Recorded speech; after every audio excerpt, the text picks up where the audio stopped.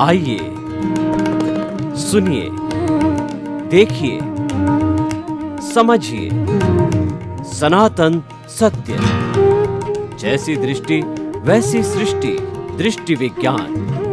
कुदरत, कुदरती रचना एवं कुदरत के कानून से शाश्वत सुख की प्राप्ति।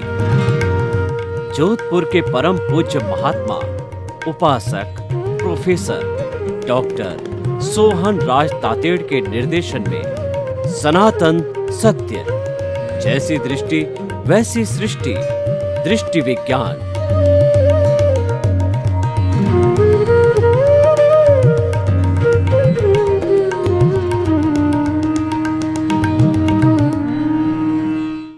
ओम शांति प्रभो जय शांति प्रभो पार्श्वनाथ वीर प्रभो। ओम शांति प्रभो जय शांति प्रभो पार्श्वनाथ वीर प्रभो। ओम शांति प्रभो जय शांति प्रभो पार्श्वनाथ वीर प्रभो। ये भी मेरे भीतर विराजमान शुद्ध आत्मा भगवान मुझे ऐसी शक्ति दो, जागृति दो, मैं किसी के दोष नहीं देखूं, मेरे द्वारा किसी को दुख न हो, मेरे मन में किसी के प्रति बुरे भाव नहीं आवे, मेरा राग द्वेष हर क्षण घटता रहे, मैं किसी के प्रति अभिप्राय ओपिनियन नहीं दूं। हर जन्म में मेरे को मोक्ष के कर्म मिले, हर जन्म के अंदर मेरे को जो है ज्ञानी पुरुष मिले, सद्गुरु मिले, ऐसा मुझे आशीर्वाद दो, मुझे शक्ति दो और जागृति दो। भाई और बहनों, आज का बहुत सुंदर विषय है कि व्यक्ति का मूल्यांकन उसके जाने के बाद होता है। देखिए, मूल्यांकन का होता है असेसमेंट। जब कोई भी स्टूडेंट परीक्षा देता है तो आंसर शीट के हिसाब से एग्जामिनर उसका असेसमेंट करके, यानी दिए गए आंसर्स के आधार पे उसको परसेंटेज देता है, उसको रिजल्ट देता है। ये असेसमेंट कहलाता है। किसी भी प्रतिष्ठान के अंदर काम करने वाला मालिक से लगा से छोटा जो चपरासी होता है, हरेक का मूल्यांकन किया जाता है कि चाहे छोटे से चपरासी ने अच्छा काम किया, हरेक के जो ग्रेड्स होते हैं, ये जो ऑफिशियल वर्ग वालों ने किसने अच्छा कार्य किया, सेठ में से कई जो डायरेक्टर्स होते हैं, कौन से डायरेक्टर ने अच्छा काम किया, उनको प्रोत्साहित किया जाता है, उनको सम्मान किया जाता है और उस सम्मान के आधार पर के उसको सर्टिफिकेट दिया जाता है और उसके कार्यों की प्रशंसा की जाती है। ये क्यों किया जाता है? ये इसीलिए, इसके पीछे कोई बुरी भावना नहीं है कि मान लीजिए 10 लोग थे, उसमें से एक व्यक्ति को सम्मानित किया, 9 ने कोई काम नहीं किया, ऐसी बात नहीं है। काम पूरी टीम ने मिलकर के किया, इसमें प्रतिस्पर्धा की बात नहीं है। परंतु उन 10 में से सबसे अच्छा काम करने वाला वह जो है वो फर्स्ट नंबर आता है, सम्मानित किया जाता है। देखिए, कोई भी परीक्षा होती है, बोर्ड की हो, कंपटीशन की हो, उसके अंदर सारे के सारे लोग फर्स्ट पोजीशन पे नहीं आते। फर्स्ट पोजीशन पे तो एक ही लड़का, एक ही व्यक्ति, एक ही कैंडिडेट आता है, क्योंकि ये हमारा एक व्यवहार जगत का फॉर्मूला बना हुआ है। हमें इसको कंपटीशन के आधार पर, हमें इसको जो डिप्रेशन में जाने के, निरुत्साहित होने के आधार पर नहीं लेना है, इसको आदर्श के रूप में लेना है कि मैं भी अभ्यास करूं और मैं भी प्रथम, सेकंड, थर्ड पोजीशन पर आऊं या फर्स्ट 10 के अंदर मेरी पोजीशन आनी चाहिए, जो आपकी संतुष्टि का स्तर हो। तो और आप देखिए कि हमारा समाज भी जो है, बहुत सी संस्थाएं मूल्यांकन करती है। समाज में भी है, कोई तन की सेवा करने वाले होते हैं, यानी कि अपना समय लगाते हैं संस्थाओं पे और कोई नौकरी नहीं लेते, और कई लोग जो है करोड़ों अरबों रुपया धन के रूप में लगाते हैं, क्योंकि वो कुबेरपति होते हैं और वो परोपकार करते हैं, वो लोक कल्याण करते हैं, जगत कल्याण करते हैं और एक मन की सेवा करने वाले होते हैं। चाहे व्यक्ति हो चाहे संस्था हो, वो क्या करती है कि जो लोग तन की सेवा और धन की सेवा अच्छी तरह से करते हैं, उनका सही मूल्यांकन करके उनकी प्रशंसा करते हैं, समाज के सामने प्रस्तुति करते हैं कि फला फला व्यक्ति ने, फला फला संस्था ने, फला फला कमेटी ने इतना सुंदर कार्य किया, उससे परोपकार हुआ, जगत कल्याण हुआ और उसके बाद के अंदर वह सबको भले का काम हो गया, लोक कल्याण हुआ। तो भाइयों बहनों, हम आपको बताना चाहते हैं कि ये सारा मूल्यांकन हमारे सामने होता है, लेकिन एक व्यक्ति का जीवन देखिए, बचपन से लगा के मृत्यु तक का जीवन है और वह खूब अच्छा काम करता रहता है, तो उसका जितना मूल्यांकन उसके जीते जी होना चाहिए वह नहीं होता है। लेकिन जाने के बाद में उससे मूल्यांकन की परतें खुलती रहती है और ज्यों-ज्यों उसका ज्ञान सामने आता है, ज्यों-ज्यों उसके कार्य सामने आते हैं, ये कार्य बाद में ध्यान में आते हैं, क्योंकि उस व्यक्ति की जब याद आती है, उसकी स्मृति की जाती है कि ऐसा गुणी व्यक्ति था, एक आदर्श व्यक्ति था, वो हमारा लीडर था, नेतृत्व करने वाला था। तो कैसे नेतृत्व किया? जब उसके खजाने को खोला जाता है, जब उसकी सेवा के खजाने को, अगर वो इंटरनेट पे है, अगर वो बुक्स के अंदर है या कहीं पर भी सेव किया हुआ फिजिकल रूप में तो देखा जाता, तो मालूम पड़ता है कि हमने उसका मूल्यांकन 1%, 10% किया, लेकिन उसका काम तो इससे 100 गुना बड़ा काम था, हम मूल्यांकन नहीं कर पाए। तब बाद में मूल्यांकन होता है, स्मृति ग्रंथ निकलते हैं, उनकी डॉक्यूमेंट्री होती है और उनके ऊपर जो बॉस से कहना चाहिए कि जो ये टीवी के सीरियल्स आते हैं वो बनते हैं और सरकार भी मरणोपरांत उनको बड़े बड़े अवार्ड्स देती है, क्योंकि उनका काम अति सुंदर था, उनके रहते रहते उसका मूल्यांकन नहीं होता है। तो ये बात बिल्कुल सही है, लेकिन इससे हमारे को फर्क नहीं पड़ना चाहिए कि लोग मेरा जीते जी मूल्यांकन करते हैं या मरने के बाद मूल्यांकन करते हैं, ये हमें नहीं करना चाहिए। क्यों नहीं करना चाहिए? इसके पीछे लॉजिक ये है, हम जन्म से मृत्यु तक जो भी कार्य करें उसके अंदर अकर्ता भाव होना चाहिए, उसमें निमित्त भाव होने चाहिए। जो ही आपने निमित्त के साथ में कोई भी कार्य करने के साथ में अगर आपने कर्ता भाव मिला दिया तो वो चीज अशुद्ध हो जाती है। देखिए, भगवान कृष्ण ने जो है गीता में क्या कहा कि जब अर्जुन ने हथियार डाल दिए, जो गीता है वो युद्ध के मैदान में लड़ी गई, 18 दिन तक महाभारत का युद्ध चला, जो कि अधर्म पर धर्म की जीत थी, वो सौंपा गया था। जब सारे प्रयास बंद हो गए तो वो अवश्यंभावी हो गया, वो नियति थी, वह अधर्म पर धर्म की जीत थी, एक नया संसार खड़ा करने की बात थी, एक नए सिरे से जीवन जीने की बात थी। तो उसके अंदर जो सबसे शक्तिशाली योद्धा अर्जुन था, उसको जो कुछ भी दिव्य दृष्टि दी भगवान कृष्ण ने, वह दिव्य दृष्टि को पाकर के उसी जन्म में इतनी हिंसा करके और युद्ध को जीत करके फिर भी वो मुक्ति को त्यागे। वो दिव्य दृष्टि क्या थी? वो निष्काम कर्म करना था कि तुमको करता नहीं हो, ये जो मन वचन काया रूपी, ये जो देहधारी नामधारी पैकिंग रूम में अर्जुन है वो लड़ाई करता, तुम अर्जुन नहीं हो, तुमको अर्जुन के मन वचन काय से मुक्त ऐसे शुद्ध आत्मा हो, उसको शुद्ध आत्मा स्वरूप के अंदर केंद्रित करके और फिर उसको जो है क्षत्रिय होने के कारण अपनी ड्यूटी के कारण उसको निष्काम कर्म करने को उन्होंने जो है प्रेरित किया कि तुम लड़ाई करो, फल की इच्छा मत करो, फल तुम्हारे हाथ में नहीं है, काम तुम्हारे हाथ में है, और फल अच्छा मिले या बुरा मिले तुम तो ड्यूटी मान करके इसको करो।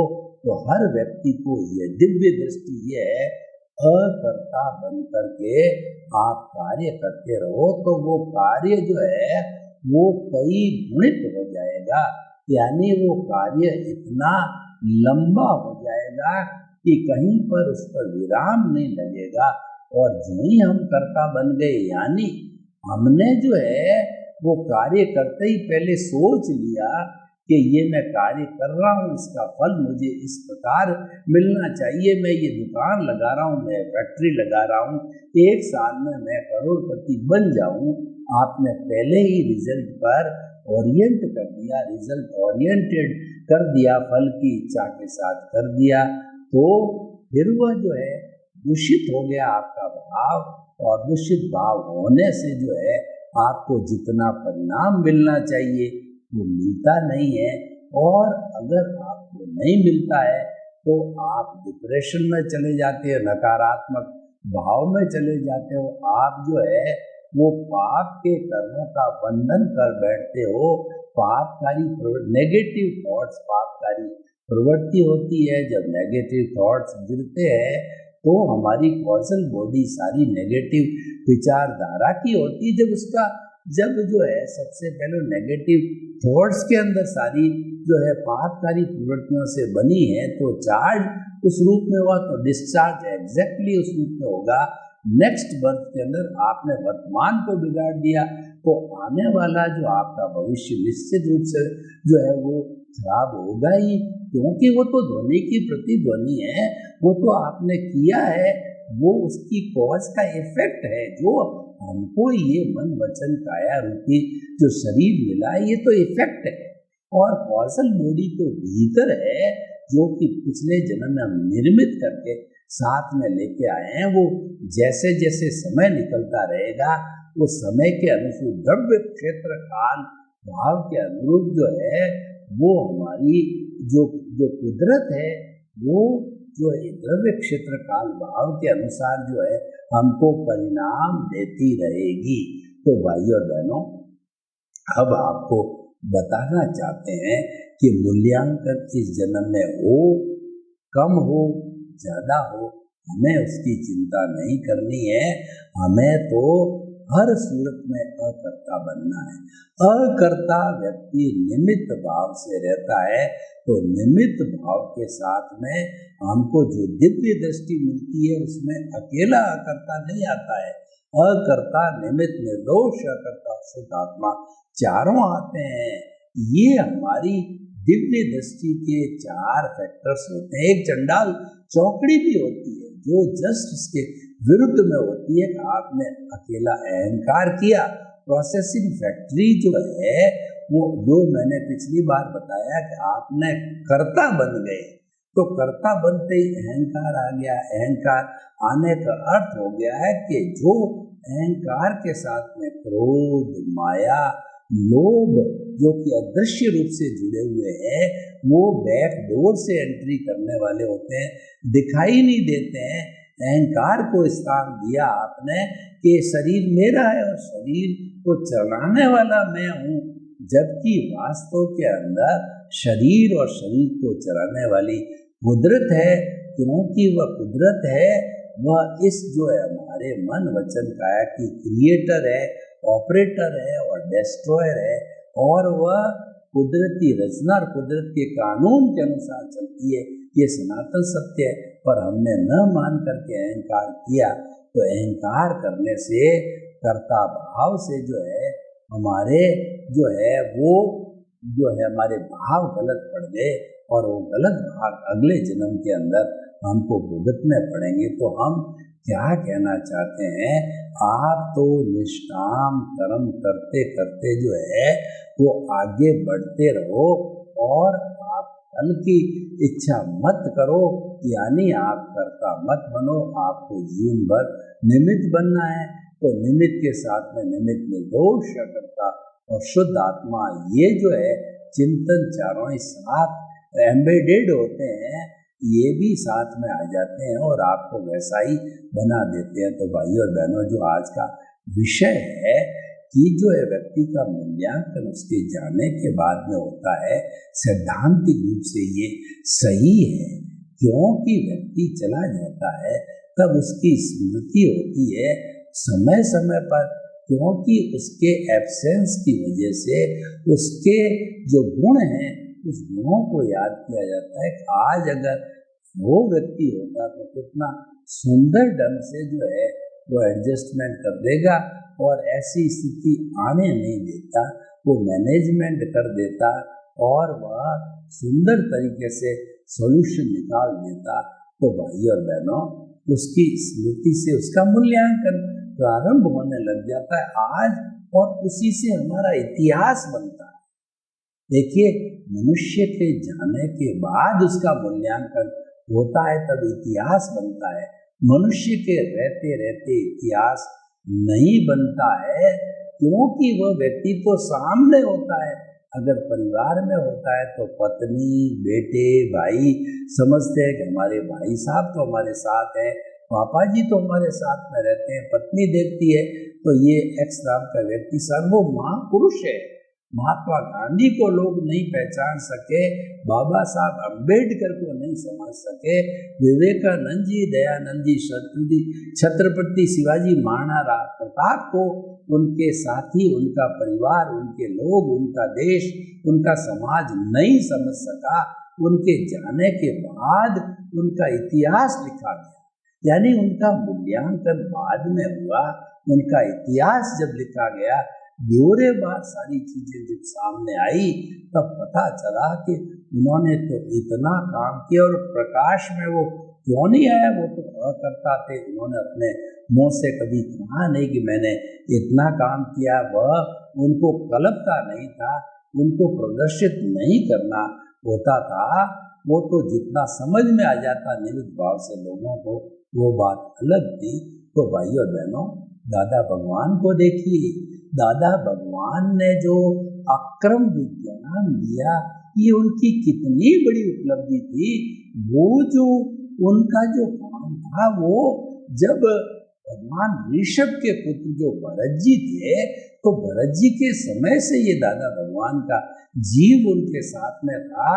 भरत जी ने अपने पिता श्री जो कि तीर्थंकर बन गए थे भगवान ऋषभ, उनको कहा कि आपने मेरे 99 भाइयों को तो दीक्षा दे दी और मैं अभी चक्रवर्ती हूँ, सारा संचालन 100 में से अकेला भाई कर रहा हूँ, तो सारी इतनी हिंसा का पाप मुझे लगेगा, तो मैं तो नारकी में जाऊंगा। तब जो है उन्होंने ये कहा कि तुम्हें ऐसी चिंता करने की जरूरत नहीं है, मैं तुम्हें लिफ्ट देता हूँ, फ्लाइट देता हूँ, लॉन्ग जंप देता हूँ, हाई जंप देता हूँ, तुम्हें छलांग देता हूँ, ये तुम अक्रम विज्ञान की छलांग लगाओ। और उन्होंने शीश महल में बैठ करके अक्रम विज्ञान को उपयोग में लिया और अनित्य अनुप्रेक्षा करके शीश महल के अंदर वह साधना करके, वो भी भाइयों के साथ, भगवान ऋषभ के साथ, वो समय का अंतराल तो हुआ ही है, वो भी मुक्ति को गए। तो उस समय में ये दादा भगवान का जीव था, और 10 लाख वर्ष तक ये सोचता रहा कि जगत का संचालक कौन है। तब उनको जो है 1958 के अंदर दिव्य दृष्टि मिली, और उन्होंने दिव्य दृष्टि से पाया कि कर्ता तो व्यवस्थित शक्ति है, साइंटिफिक सर्कमस्टेंशियल एविडेंसेज है, मनुष्य कर्ता नहीं है, वह तो भोगता है, वो तो इस कुदरत का जो है सफरर है, कुदरत का गेस्ट है, कुदरत का यूजर है। देखिए, यूजर, सफरर और गेस्ट उस चीज को यूज कर सकता हूँ, मालिक नहीं बन सकता। किराए का मकान आपने 10 महीने 11 महीने का एग्रीमेंट किया है, तो आप किराएदार हो, आप उसके यूजर हो, आप उसके सफरर कहीं तो नहीं कह सकते, लेकिन यूजर तो हैं। लेकिन सफरर किस दृष्टि से कहा गया है कि पिछले जन्म में कॉज डाल के आए थे, इस जन्म में हम भुगतान, प्रारब्ध, उदय और हिसाब और परिणाम के रूप में उन कर्मों को भुगतते हैं। जब जो है सफरर कहा गया है, और गेस्ट है क्योंकि ये तो टेम्परेरी है प्योरली। ये जो शरीर है या किराए का मकान है एब्सोल्यूट टेम्परेरी होता है, 10 महीने का होता है। और ये तो आयुष्य के अधीन, अगर 60 का, 70 का, 80 का, 90 का, 100 का जो भी आयुष्य है उसके अधीन है। और आयुष्य का कन्वर्शन सांसों में होता है। जब सांसें संपन्न हो जाती है, आयुष्य संपन्न हो जाता है, तो एक भी अतिरिक्त सांस जो है ये हमारा मन, वचन, काया रूपी शरीर नहीं ले सकता है। और आयुष्य का अधीन ये शरीर जो है मुर्दा बन जाता है। डॉक्टर कह देता है नाउ ही डेड, और ये मिट्टी हो जाता है। इस मिट्टी को जला दिया जाता है। इसलिए इस शरीर को जो है पिछले जन्म के कर्म के भुगतान के लिए कहा गया है। मात्र इसका जो है यही उपयोग है, यही इसका यूज है, वो देखने का होता है। तो हम कह रहे थे कि व्यक्ति का मूल्यांकन उसके जाने के बाद होता है। क्यों होता है कि उसके जाने के बाद में जब स्थितियां विपरीत होती है, अनकंट्रोलेबल होती है, और एक जो है वो व्यक्ति यानी लीडर, नेतृत्व करने वाला चला जाता है, तो फिर जो है वह कमी, उस व्यक्ति की रिक्तता, कमी महसूस होती है। तब महसूस होने के बाद उसका मूल्यांकन किया जाता है, उसका इतिहास लिखा जाता है। वो इतिहास के स्वर्णिम पन्नों में आता है, तब जाकर के उसका मूल्यांकन का मालूम पड़ता है। तो ये तो एक प्राकृतिक नियम है, लॉ ऑफ द नेचर है कि व्यक्ति का मूल्यांकन उसके जाने के बाद होता है। उसके अंदर हमको परेशान होने की जरूरत नहीं है। इतिहास उन्हीं का बनता है जो कुछ समाज के लिए कर जाते हैं, जो लोक कल्याण, जगत कल्याण, जय जगत और परमार्थ कहिए, परोपकार कहिए, जो करके जाते हैं उनका ही इतिहास बनता है। वही उनका इतिहास लिखा जाता है, उनका ही मूल्यांकन होता है, चाहे जाने के बाद हो। लेकिन होता जरूर है, सरकार करती है, परिवार करता है, समाज करता है। तो इसलिए भाइयों और बहनों, हम आपको इस जो एपिसोड के माध्यम से जो है आपको ये राय देना चाहते हैं, आपको ये सुझाव देना चाहते हैं, आपसे ये निवेदन करना चाहिए कि आप अच्छे कार्य करके पद चिन्ह बनाओ। जो मानव जीवन मिला है ये परोपकार के कार्य करने के लिए मिला है, और जैसे जैसे आप पद चिन्ह बनाते जाओगे वैसा वैसा आपका इतिहास बनता जाएगा। इतिहास किनका बनता है? जो समाज को देकर के जाते हैं, और जो आया राम गया राम होते हैं कि जन्म ले लिया, मैं और मेरा के संसार में रहे, आई और माई में रहे, और मेरा घर, मेरा परिवार, मेरा धन, मेरी दौलत, मेरे संबंध, मेरे रिश्ते, मेरी पद प्रतिष्ठा उसके अंदर ही रहे, स्वार्थ की चेतना में रहे, तो वह उतने तक ही हुआ, आगे नहीं बढ़े। और सामान्य व्यक्ति ऐसे ही करते हैं, उनका कोई इतिहास नहीं बनता नहीं है। तो हम ये कहना चाहते हैं, आप इतिहास को बनाओ, और इतिहास तभी बनता है अच्छे कार्य किए जाते हैं, और उसी व्यक्ति को याद किया जाता है जो अच्छे कार्य करते हैं, उसी का मूल्यांकन होता है। रहते हुए भी मूल्यांकन होता है, जाने के बाद तो बहुत ज़्यादा मूल्यांकन होता है। रहते हुए मूल्यांकन क्यों नहीं होता है कि वह व्यक्ति प्रत्यक्ष रूप में है, और उसकी जो गाइडेंस कहिए, उसकी नेतृत्व कला कहिए, उसका कार्य कहिए, उसका बेनिफिट तो हमको मिल ही रहा है। और जब बेनिफिट मिलना बंद हो जाता है, उसकी रिक्तता होती है, तब उसको याद किया जाता है कि आप जब इस दुनिया में आ गए, आपको मनुष्य जीवन मिल गया जो कि सर्वश्रेष्ठ जीवन है। उस जीवन की प्राप्ति करने के बाद में अब आपको क्या करना है? आप लक्ष्य तो बनाइए, आप ये तय तो कीजिए कि आपके जीवन को करना क्या है, इसका क्या सार निकालना है।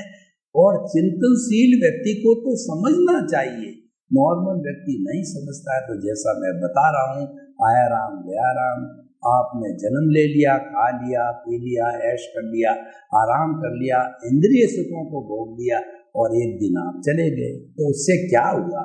जब आप आ गए हो, आप इतिहास बनाओ, और इतिहास के लिए कुछ करना पड़ता है, खपना पड़ता है। करने का मैं ये नहीं कहता हूँ कि आप 24 घंटे गैती चलाइए, हथौड़े चलाइए। करने का अर्थ ये कि जो काम आप कर रहे हो उसके अंदर जगत कल्याण, लोक कल्याण, जय जगत परोपकार की भावना को डालें। और ये भावना व्यक्ति को डालने का अर्थ ये है कि चाहे आप परिवार का भरण पोषण कर रहे हो, हम आपकी कोई गतिविधि को बदल करके प्योरली परोपकार करने के लिए नहीं कह रहे। जो हमारे 4 आश्रम बने हैं, उन आश्रम के अंदर ब्रह्मचर्य आश्रम 25 वर्ष की उम्र का, 50 वर्ष की उम्र का गृहस्थ आश्रम, 75 वर्ष की उम्र का जो है हमारा जो है वानप्रस्थ आश्रम, 100 वर्ष की उम्र तक का संन्यास है। जिस भी परिस्थिति में हो, आप उसमें सेवा को इंसर्ट कर देना चाहिए। सेवा का इंजेक्शन लगा दो तो आपके पद चिन्ह बनेंगे और आपका इतिहास बनेगा। सर्वे भवन्तु सुखिनः, सर्वे सन्तु निरामया। लोक के सब जीवों को सुख मिले, शांति मिले, आनंद मिले, प्रेम मिले, सौहार्द मिले और सभी का जीवन लक्ष्य बना करके जावे तो पद चिन्ह छोड़ के जावे। आपके प्रति मंगल भावना हो।